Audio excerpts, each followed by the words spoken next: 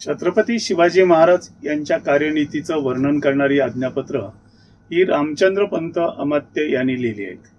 या छोटेखानी ग्रंथासंदर्भात रांची डेरे म्हणतात, रामचंद्र पंत अमात्य प्रणीत आज्ञापत्र हा शिवप्रभूंच्या स्वराज्य नीतीवरील सूत्रग्रंथ आहे.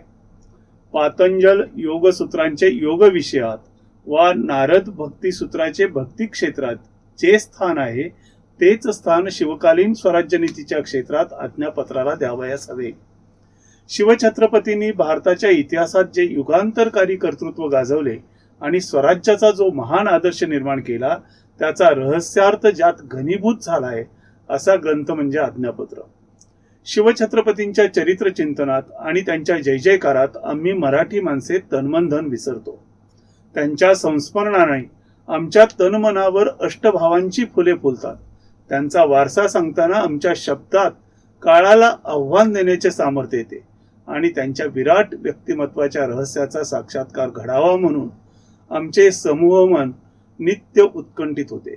या उत्कंठेला तृप्तीचे वरदान देण्यासाठी निर्माण झालेला ग्रंथ म्हणजे आज्ञापत्र. हा ग्रंथ म्हणजे शिवकालीन स्वातंत्र्य युद्धाच्या महाभारतातील गीता आहे.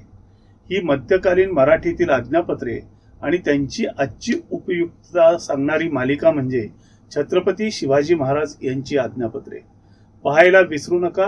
दर शनिवारी सायंकाळी 7 वाजता @VN Shinde 5262 या YouTube चॅनेलवर.